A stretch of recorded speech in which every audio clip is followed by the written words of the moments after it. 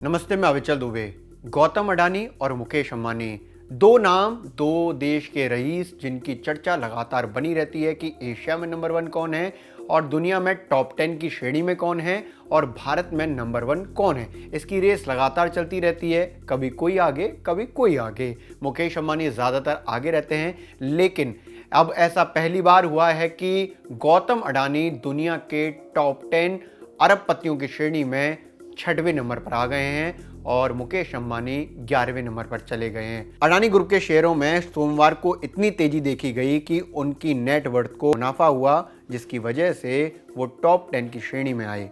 Bloomberg का data बताता है कि अडानी की नेटवर्थ इस वक्त 118 अरब डॉलर यानी करीब 9 लाख करोड़ रुपए है, जबकि मुकेश अंबानी की जो नेटवर्थ है वो 98 अरब डॉलर है, जो करीब 7.5 लाख करोड़ रुपए होती है। अब जरा गौतम अडानी की नेटवर्थ का कंपैरिजन उनके साथ ही करते हैं तो अप्रैल 2021 में, यानी कि 1 साल पहले, गौतम अडानी की जो नेटवर्थ थी वो करीब 57 अरब डॉलर थी, जो 1 साल में बढ़कर 118 अरब डॉलर हो गई है, यानी कि करीब दोगुना हो चुकी है। अगर दुनिया भर के टॉप 10 की श्रेणी में टॉप 1 की बात करें तो टेस्ला के जो मालिक हैं एलन मस्क, उनकी जो नेटवर्थ है वो करीब 250 अरब डॉलर है और वो नंबर 1 पे बने हुए हैं, जबकि जेफ बेजोस जो अमेजन के मालिक हैं उनकी जो नेटवर्थ है वो करीब 176 अरब डॉलर है। अब जरा गौतम अडानी की ढंग से बात कर लेते हैं कि गौतम अडानी की जो जर्नी है वो कहाँ से शुरू हुई और इस वक्त वो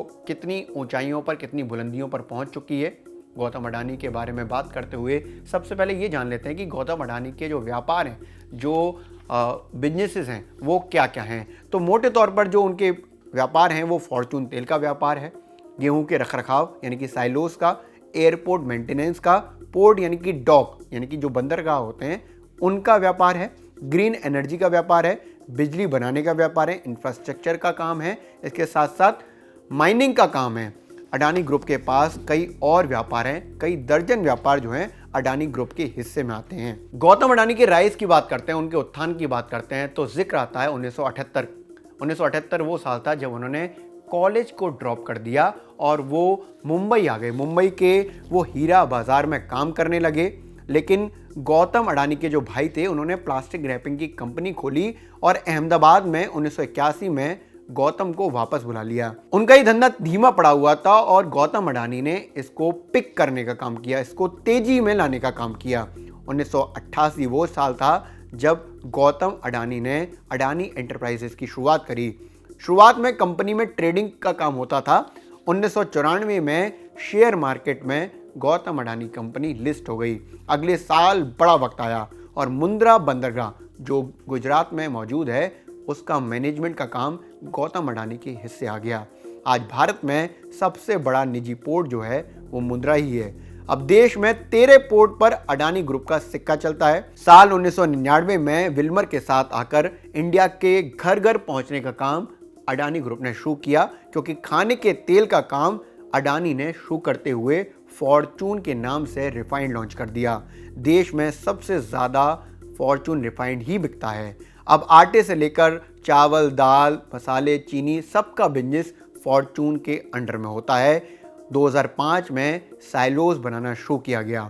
साइलोस में अनाज यानी कि मोटे तौर पर गेहूं के रखने की व्यवस्था की जाती है और इन साइलोस पर जो कब्जा है वो अडानी ग्रुप का है। 2010 में ऑस्ट्रेलिया लिंक एनर्जी से कोयला खदान खरीदी गई जो अडानी ग्रुप के अंडर में आती है। जहां 2002 में अडानी ग्रुप की जो संपत्ति थी वो 75 करोड़ डॉलर थी, वो 2014 में आकर 10 अरब डॉलर पर पहुंच गई। 2015 में ग्रीन एनर्जी के बिजनेस में आने के साथ ही अगले कुछ साल में अडानी को जबरदस्त मुनाफा हुआ और 2019 में एयरपोर्ट के रखरखाव और उसमें मैनेजमेंट का काम अडानी के साथ आया। लखनऊ, मैंगलोर, अहमदाबाद, गुवाहाटी, जयपुर और तिरुवनंतपुरम, इन 6 एयरपोर्ट को अगले 50 साल तक मेंटेन करने का काम, उनके मैनेजमेंट का काम अडानी ग्रुप ने अपने हिस्से ले लिया। मुंबई एयरपोर्ट में भी हिस्सेदारी खरीदी। इसके साथ साथ अडानी ग्रुप के और व्यापार तेजी पकड़ने लगे। इस वक्त गौतम अडानी देश में सबसे ज़्यादा पैसे वाले, या कहें एशिया में सबसे ज़्यादा पैसे वाले और दुनिया में टॉप 10 में पैसे वालों की श्रेणी में 6वें नंबर पर आ रहे हैं। ब्लूमबर्ग का ये डाटा बता रहा है कि किस तरीके से गौतम अडानी ने अपने लिए जिस तरह से बिजनेस शुरू किया था, अब वो पूरी तरह से दुनिया भर में डंका बजा रहा है।